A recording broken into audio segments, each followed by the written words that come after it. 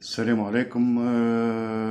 اليوم باش نعطيكم توقعات ثلاثة مقابلات في الدوري الإسباني، اللي هي المقابلة الأولانية بين بيتيس ومايوركا. توقعاتنا كونها باش تكون بيتيس في طريق مفتوح، ومش يكون الانتصار حليفها. بيتيس كيب باهية، ومايوركا بداية موسم ممتازة، لكن الأفضلية ستكون لفريق بيتيس.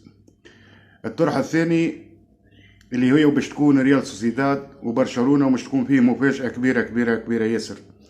المقابلة هذه ستنحصر بين ريال سوسيداد وإلا التعادل.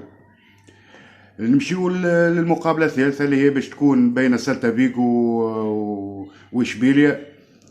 سيلتا فيغو في على أرض ميدانها ما تساومش، لكن باش إشبيليا مش تكون عندها رياكسيون كبيرة ومش تحاول باش تفوز، ومش تكون الفوز اللي صالح إشبيليا. إن شاء الله تكون توقعاتنا الثلاثة مقابلات هذوما يكونوا صحاح وينوروكم. ما تنسووش باش تساندونا في القناة وتعملونا أبوني، وبارك الله فيكم.